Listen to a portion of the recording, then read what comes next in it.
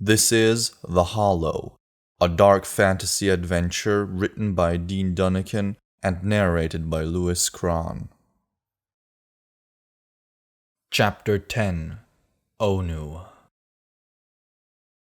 In a few days, the terrain became more rocky, the path more jagged, slowing their progress. They camped early to find sufficient firewood and water in the area.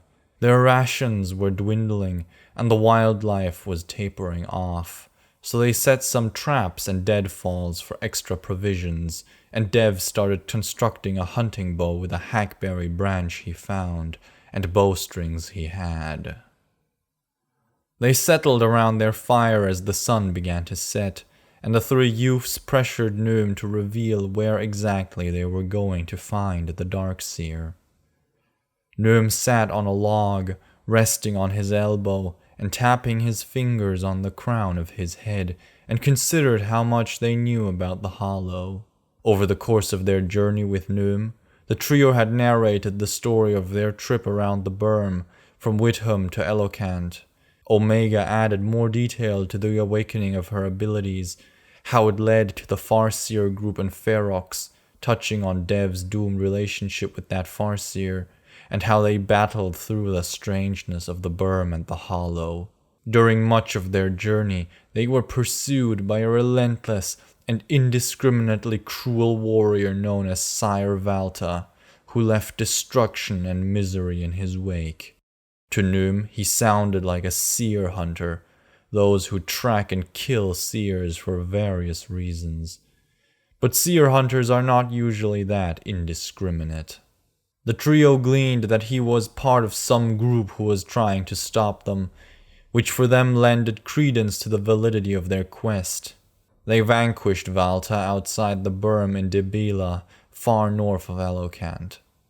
Noom decided to share some of his planned route. There is a person in the mountains who I've never told anyone about, for their safety and my sanity.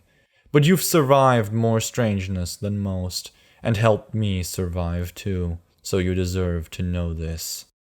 10 years ago, when I fled my home across the Hollow, I faced the same dilemma we do now. How to cross the Rakhias Mountains, but from the other side. I searched some time for a pass or someone who could help me. Eventually I found an old pathfinder named Onu, or strangely, he found me. I was in the foothills, running out of food and bracing for a miserably cold, lonely night, when a man walked silently out of the dark right into my camp. Before I could react, he dropped a pile of dead wood, sat down at my pitiful excuse for a fire, and gave me a huge smile. "I finally found you, Noom," he said with relief, and proceeded to stroke my meager fire with the wood he brought. He was short, carried a big pack like Dev, plus some sort of staff with an axe on the end, had faded burn scars on part of his face, and wore goggles like Oa's around his neck, though he was no seer. I just stared open-mouthed at him, my hand halfway to my spear, frozen in disbelief. "Who sent you?" I stammered in fear. "Don't you know? I'm Onu. You sent me," he said cheerfully. He then pulled out a small weathered recorder and whistled a ridiculously cheerful jig. Whoa. Hold it, guy. Stop playing. Hey! I didn't send you. I've never met you." At that, Onu finished with some sad blurts from the recorder. I could tell he was faking a frown. Then he broke out laughing, flicked the recorder up in a twirl, caught it, and held it out to me. "A gift," he said. "Hey, this firewood you brought is as generous as one can get around here. Now how—" "Thank you. It is yours," he added solemnly, and placed the instrument down next to me. Not wanting to upset this crazy man who knew too much, I picked up the recorder and said thanks. "Onu, right? How did you find me in this wasteland? Or more to the point, how in the Hollow did I send you? I don't even know where I am. Wait, is this real?"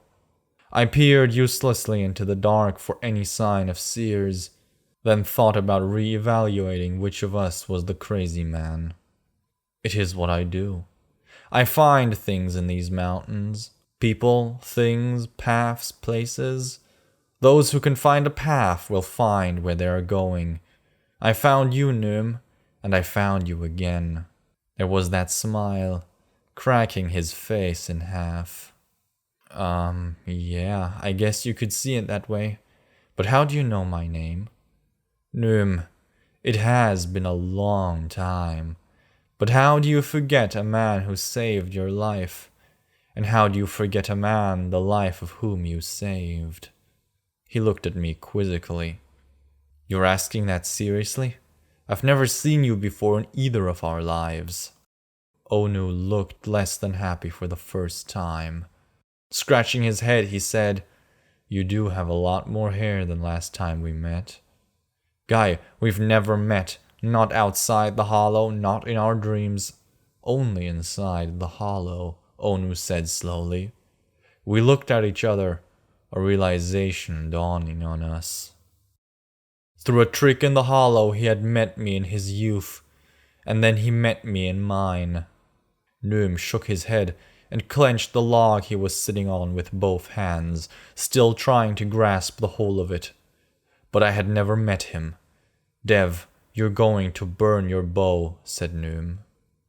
Dev had been motionless, rapt during the story, distracted from heat-treating his bow wood. He jumped up and beat out the flames that threatened his task while Noom continued. We stuck together for some weeks after that, and formed a tight bond in a short time. His joy and easiness was a counterpoint to my fear and practicality, and he truly was a great pathfinder. He led me through the mountains with cunning and skill.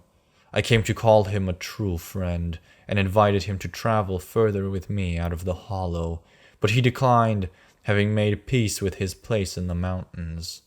He had seen so much in the hollow that the circumstances didn't faze him, but I didn't want to believe anything other than the hollow was playing a trick on us. After Ono and I parted, I avoided seeking him out or sending anyone to him.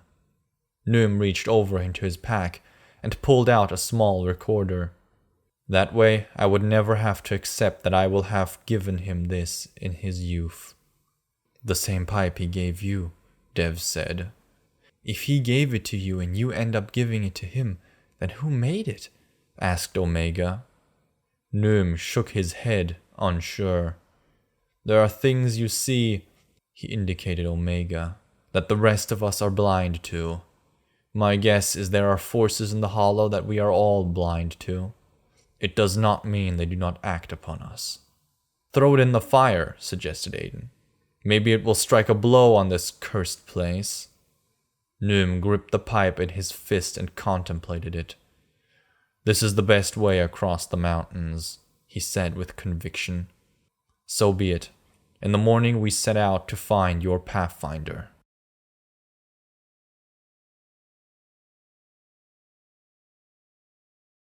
Thank you for listening to this Ember and Sparks production. Click the box on the left to listen to the next chapter or the box on the right to see an overview of all chapters available for this story. Check out the links in the description to listen to this audiobook without interruption. And before you go, don't forget to subscribe and hit the bell icon to never miss a new story. See you soon.